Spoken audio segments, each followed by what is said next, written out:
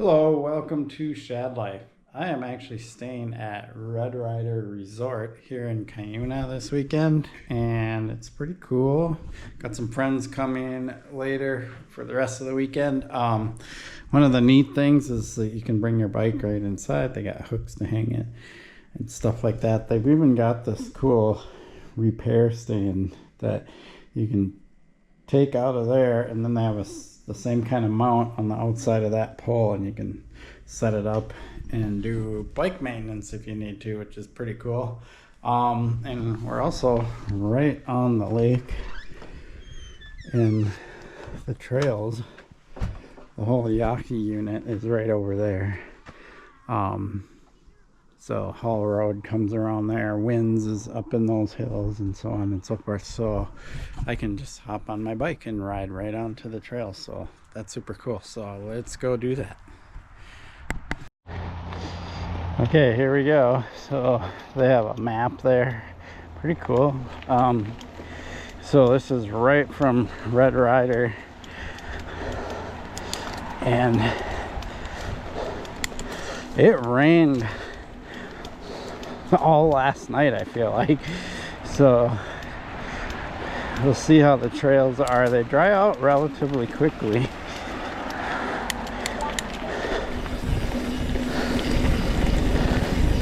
So we'll see. I'm expecting there'll be some wet spots.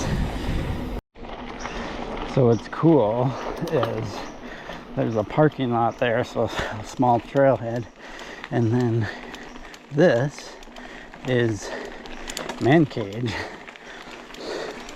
Just jump right on it. Super cool.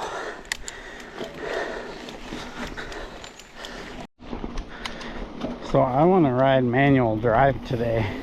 It actually comes right off of man cage here, right up ahead. So I'll cut left and do that climb, because Manual Drive has a super fun downhill section on it. Okay, now I'm on Manual Drive, and there's a pretty decent climb to get up there, but once you're up there, super fun. Totally worth the climb. And one thing I feel like they do a good job of here in Cuyuna, with the exception of Crusher, but I think Crusher is intended to be brutal. But most of the climbs here, pretty gradual. They're not just steep, brutal climbs. Still work, but not like full-on torture. Now I'm up top and just kind of cruising around on this kind of flat, flowy single track. It's pretty fun. And then there'll be like a little overlook rest area coming up here shortly, and that's kind of where the real fun begins.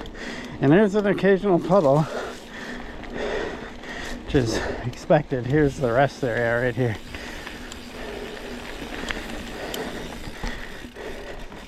And then the overlook view is just right there. It's pretty cool. You can see the lake. This is a different lake than the one that Red Rider Resort is on. This is, I don't know what the name of it is. I'll put it in the text right below you on the screen here. But this is the lake that there's a trail called Trout that goes around it, and so on, and bobsled is over that way, and so on and so forth.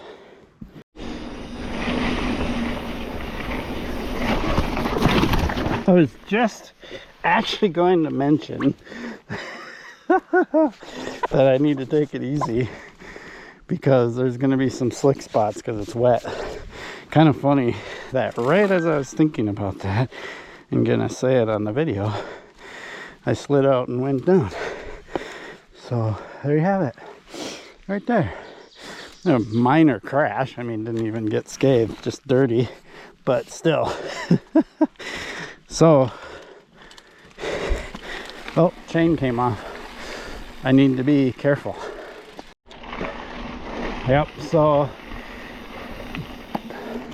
I'm not really gonna be able to rip this downhill part as hard as I'd like to, for obvious reasons. Yeah, it's got some slick spots, but I'll do the best I can. Probably got to give this trail another couple of hours to dry out. Yeah, like here's a jump, another one.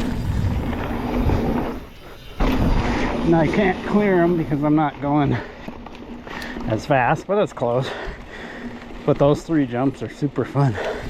I'll have to come back here either later today or over the weekend when it's drier, because this trail is a lot of fun.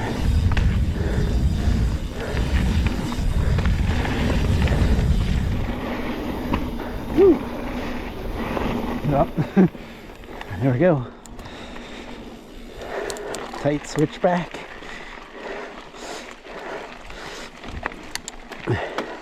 So this section here is cool. This has been around a long time because we were eyeballing this way back in the late 2000s when these trails were being created. I was on some of the trail work crews back then. And here is the end of Manual Drive. So super fun little trail when it's tacky and dry, not slick like I discovered.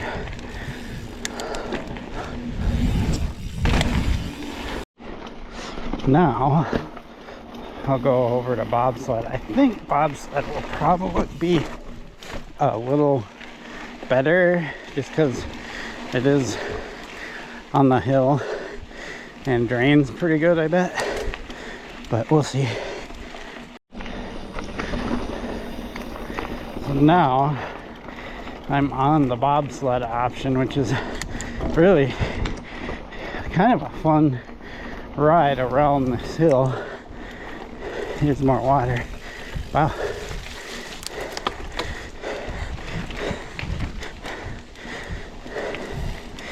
To get to the climb that takes you up the bobsled, to the downhill portion of it anyway. Wet tires on rocks. Yeah, I definitely need to be really careful. This is probably the slowest I've taken this section of trail all the times I've ridden it. I usually just rip through here as hard as I can, but there's enough slick spots and water to where, and my tires are wet, to where I'm not really comfortable doing that. Kind of funny. I'm really hoping bobsled is better. Like right there is a pretty slick spot, and if I'm leaning really hard into the turn, I'm gonna slide out like I already did once. All right, here is the climb up to bobsled. All right, so you just do this climb and then it takes you right to another trail that winds around quite a bit, and you eventually get to the downhill. So here I'm at the top of the hill, and now it just winds around a bunch. Here's another wet spot. At least the sun is out. It's like 10:30 a.m. so in a couple more hours it should all be nice and dried out.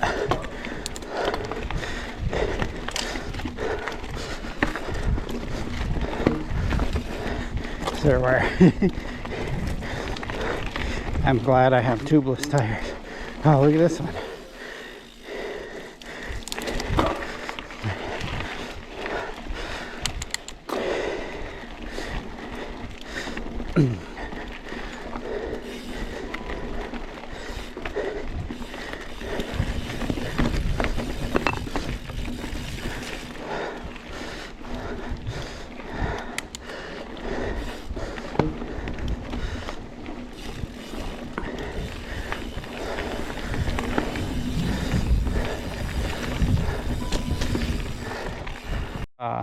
in a few hours, especially with the sun out and the heat. Everything will dry up, and then they'll be super tacky.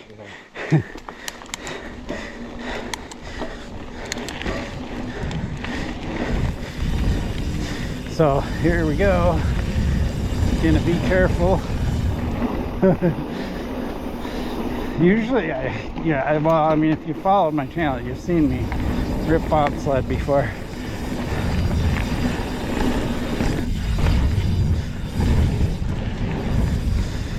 Just absolutely open up. It looks pretty good so far, but yeah, here's slick spots right there on that straightaway though. The other thing is, once my tires get wet, they aren't gonna grip as good. Here's the table. Cleared that. Had to put in a pedal. Normally I don't.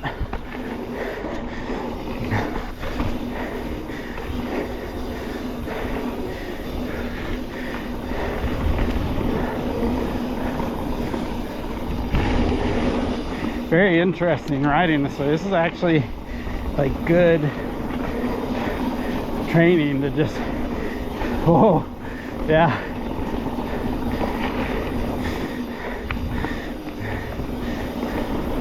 It's this kind of stuff at these speeds that you don't really want to crash. But while I could see this being super nice in a couple of hours. Well, there you go. Bobsled at like a mediocre pace. Now, take trout around the lake and back to the start. So this is trout, and the left is to go hit bobsled again. So if you wanted to session it, you could just go back up, back around.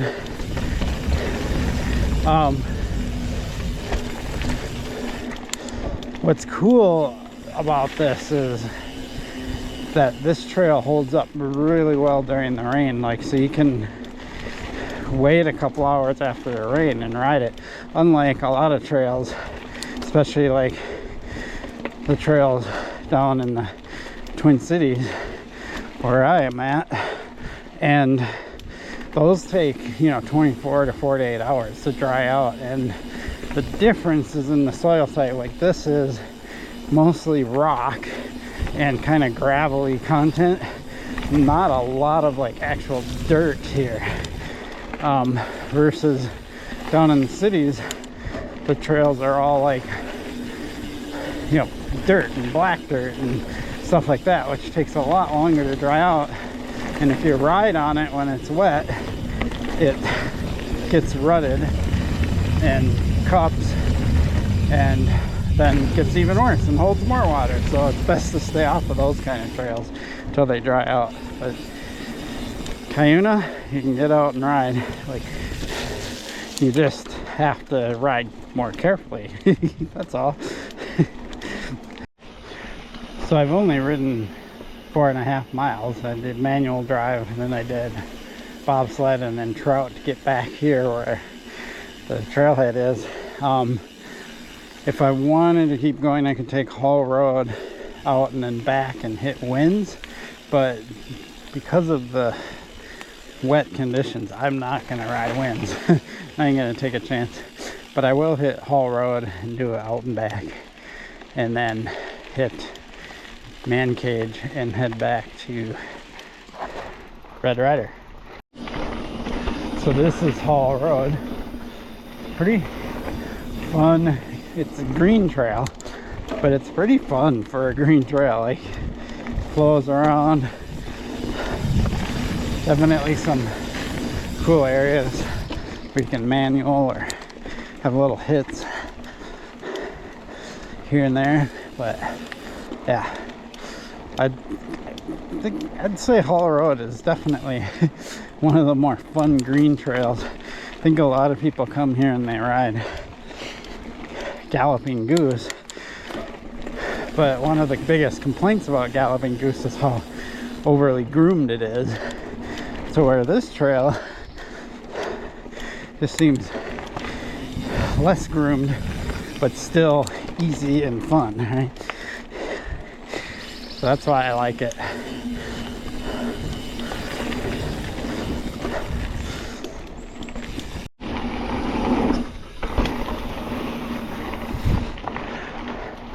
So this is the haul road return. So it basically cut off and heads me back towards the lot that I just came from. And the reason I do this is because it's the only like legitimate way to get onto Man Cage, which heads me back to the Red Rider. And I'll show you a couple of optional routes right when I get to Man Cage. Okay, so here's Man Cage, and this basically does a loop around these trails right here. So I'm not gonna ride them because they're very rocky, and I just, with wet rocks, I'm not about that. But Grizzly is a super climby kind of technical route.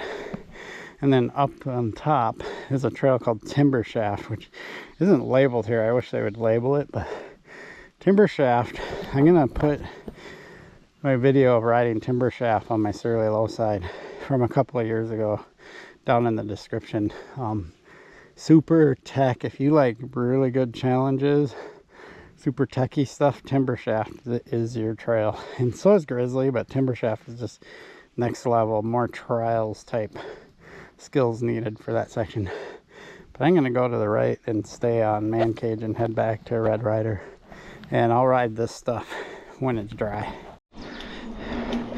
What's interesting about, you know, places like this and trail ranking and all of that is like blue trail to seasoned mountain biker like this trail is like nothing. Like we do this stuff all day long, right?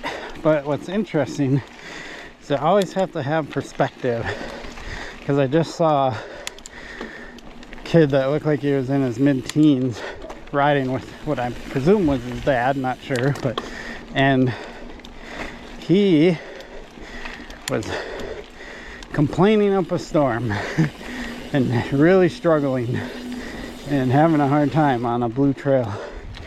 And you know, I just think that we lose perspective of what is challenging.